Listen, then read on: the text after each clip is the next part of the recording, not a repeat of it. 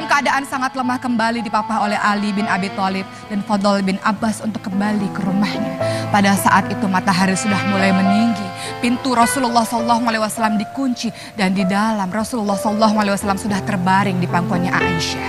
Ketika itu ada seseorang yang mengetuk pintu rumah Rasulullah dan Fatimah membuka pintu tersebut. Dan sang laki-laki tersebut berkata kepada Fatimah, "Aku ingin bertemu dengan ayahmu." Apa kata Fatimah?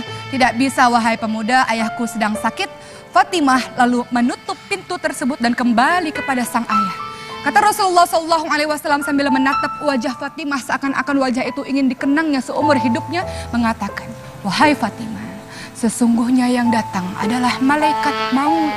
Malaikat maut hendak mengambil nyawaku pada hari ini." Fatimah sudah tidak tahan lagi dan terseduh-seduh dalam tangisannya. Lalu malaikat maut itu masuk ke rumahnya Rasulullah SAW.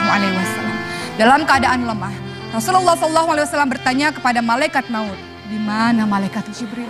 Aku tidak pernah melihat malaikat Jibril selama ini. Di mana dia? Kenapa tidak hadir pada hari ini?" Malaikat Jibril pada akhirnya pun datang menemui Rasulullah SAW dan dalam keadaan yang berbaring dan lemah Rasul berkata pada malaikat Jibril, "Wahai malaikat Jibril, tolong beritahu kepadaku apa hakku, apa yang akan aku dapatkan." Apa yang dikatakan oleh malaikat Jibril? "Wahai kekasih Allah, ketahuilah bahwa seluruh malaikat telah menunggumu di pintu-pintu langit, wahai Rasul. Ketahuilah bahwa surga, pintu-pintu surga telah dibukakan untukmu, wahai Rasul." Tapi apa jawaban Rasul? "Lalu bagaimana dengan umatku? Ketika aku pergi nanti bagaimana dengan umatku?" kata Rasul. Kemudian malaikat Jibril mengatakan, "Siapa yang mencintaimu, siapa yang mengikuti sunnahmu akan bersama denganmu di surga Allah, wahai Rasulullah." Kemudian yang terjadi adalah malaikat Israel mulai mengambil nyawa Rasulullah perlahan-lahan dari kakinya, perlahan-lahan ditariknya. Kemudian Rasulullah SAW mengatakan, "Wahai malaikat maut, dahsyatnya sakaratul maut ini. Sakit sekali sakaratul maut ini. Kalau aku tahu rasanya seperti ini, tolong timpakan seluruh rasa sakit sakaratul maut seluruh umatku kepadaku, wahai malaikat maut. Aku tidak ingin mereka merasakan kesakitan yang amat dahsyat seperti ini." Ketika dalam keadaan seperti itu, malaikat Jibril memalingkan mukanya dan Rasulullah SAW berkata pada malaikat Jibril lagi, "Malaikat Jibril, apakah engkau tidak mau melihatku? Jijikkah engkau melihatku sampai engkau memalingkan wajahmu, tidak mau menghadapku?" Apa yang dikatakan oleh malaikat Jibril? "Wahai kekasih Allah, tidak ada orang yang mampu melihat wajah kekasih Allah dalam keadaan sakit seperti ini. Tidak akan ada orang yang rela melihat wajah kekasih Allah dalam keadaan yang hendak mati seperti ini. Aku tidak sanggup untuk melihatmu, wahai Rasul." Maka Rasul dengan keadaan yang sangat lemah, yang sangat letih, mulai memanggil Ali bin Abi Thalib dan berbisik-bisik kepada Ali bin Abi Thalib, "Ali bin Abi Thalib, tolong sampaikan kepada seluruh umatku, peliharalah sholat dan peliharalah orang-orang miskin."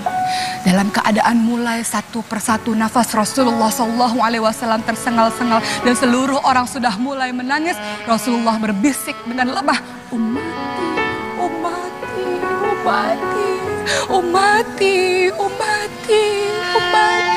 Rasulullah SAW memikirkan keadaan kita, keadaan umatnya sepeninggalan Rasulullah SAW. Apakah taat kepada Allah atau maksiat di jalan Allah Subhanahu wa Ta'ala? Maka di detik-detik kematian Rasulullah menaikkan satu telunjuknya, kemudian mengucapkan, "La ilaha illallah, la ilaha illallah, la ilaha illallah." Dan pada saat itu juga terpejamlah matanya di pangkuan Aisyah. Seluruh orang menangis dan kemudian kabar matinya Rasulullah SAW mulai tersiar di seluruh penduduk Madinah.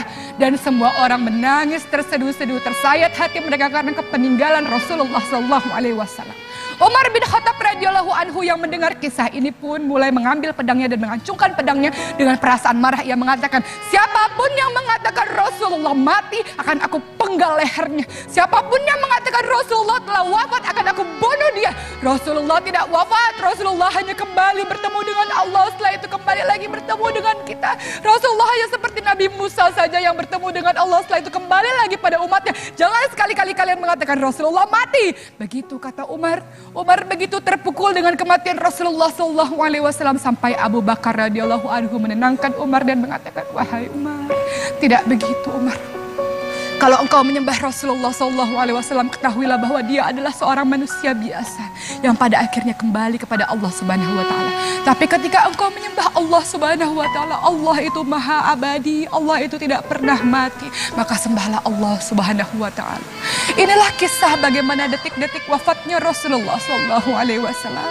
Kita mengaku mencintai Rasulullah, maka apa bentuk aplikasimu dalam mencintai Rasulullah?